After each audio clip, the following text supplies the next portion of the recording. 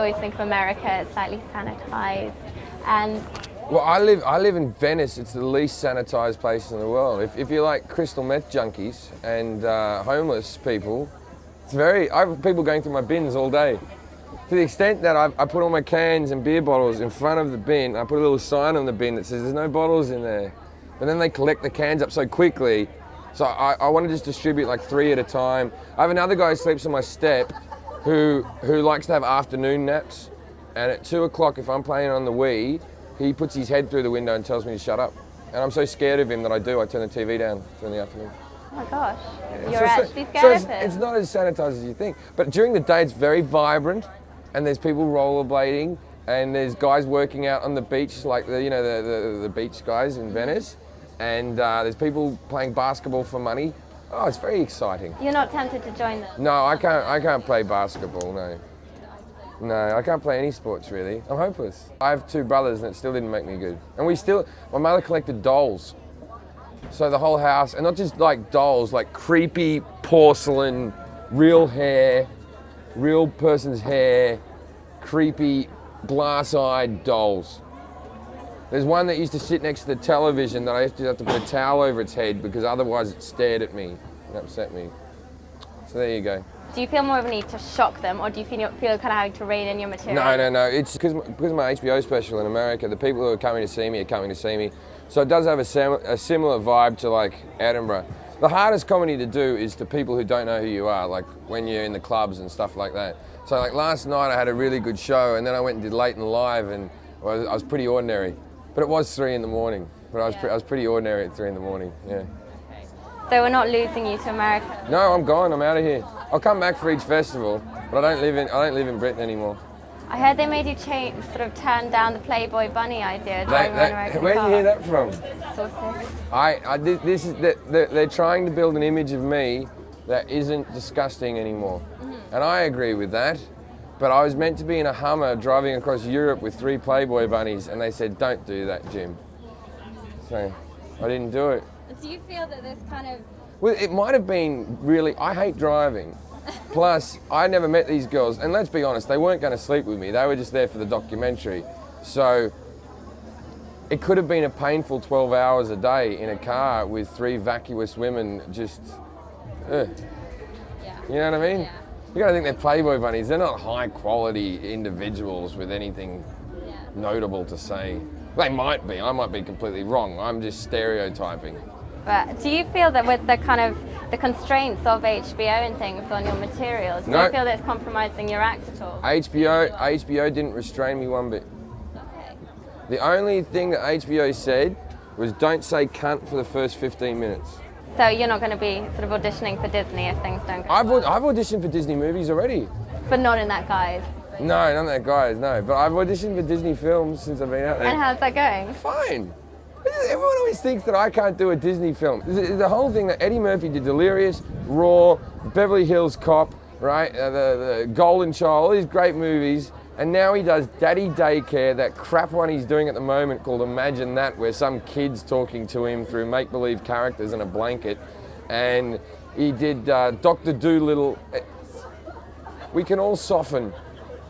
Yeah, look, Angelina Jolie. I mean, that's why we could lose you to that screen. Angelina, what's wrong with Angelina? What's she done now? Nothing, but you know, that she used to be this hardcore vixen woman, and now she's... Now they got the Megan Fox. She's doing Disney as well.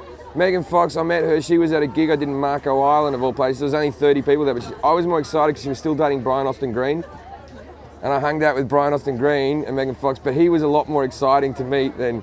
Because when she was in the toilet, he was like, yeah, fucking just bang her, you know. I don't think it's going to last very long. And everyone thinks that she dumped him. Nah, he was over her. Do you find you kind of alter your material at all? So across continents, Australia, Britain and America, so you just don't feel you need to? No, I don't. You have to change words, pavement to sidewalk and all that type of crap. But funny's funny all across the world. That's my theory anyway.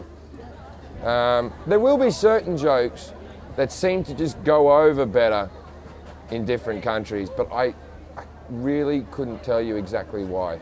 And you're not, I read that you're not allowed to make sort of local references and stuff with HBO, that they put some limitations on you. No, they put limitations on on me just because this is going to be still being aired in years to come, and the DVD. It's just sensible things like for instance, if you were going to do a DVD right now, doing Michael Jackson's Dead routines is good for now, but in a year is not going to be funny. You know, start talking about George Bush last year or 2 years ago, and that was funny material. Right now, it's as hacky as you can be. So the limitations they did put on is just try to keep it timeless more than anything. And even if you watch things like, just little things like Eddie Murphy's Delirious, he talks about AIDS, and he's got the whole situation of HIV so wrong, about he thought it could be transferred if a gay person kissed you on the cheek. And you watch it now and you sort of go, what? But like back then in the mid-80s, it was like, yeah, that sounds like a reasonable argument. You know, and that's why I think like, so Richard Pryor live in concert is so good, because it was all stories about his wife and his kids and his problems with drugs and what have you. And that stuff, they're the same problems that people will be having in 200 years. I heard a rumor last year that I gave half my flyer as gonorrhea, right? And I did not sleep with one of them, nor did I have gonorrhea that year. That was a rumor I heard. I didn't even touch one of them. The festival, the girls are getting too young. When I used to come to this festival and they all look reasonably aged, and even the ones that I've seen previously at the festival, they're getting younger. There's something weird where they're just, like, you're young. Hey, how old are you? 24. What is that? What year were you born? 85. I remember 85. I was getting up to shit. I was getting shit done in 85. That's why I can't sleep with you. We can't talk about the same thing. Do you remember Gilligan's Island? No, Brady Bunch.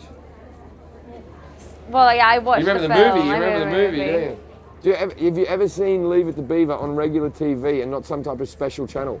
No. I rest my case. Can't talk to you. Thundercats. Yeah, I watched Thundercats. G-Force. Not the one with the hamsters, but the Oriental cartoon. No, I watched Thundercats and Conan the Barbarian. No, I didn't watch that. Not Arnold Schwarzenegger. I watched that. Labyrinth. Labyrinth is one of my favourite movies. That is my absolute favourite movie. Did you see it in the cinema? No. No. There we go. I saw it when it came out. I remember being excited because I was into David Bowie's music. Your first memory of David Bowie is in Labyrinth, isn't it? Yeah. Glass Spider Tour, sweetheart. All right? Look up that on Wikipedia.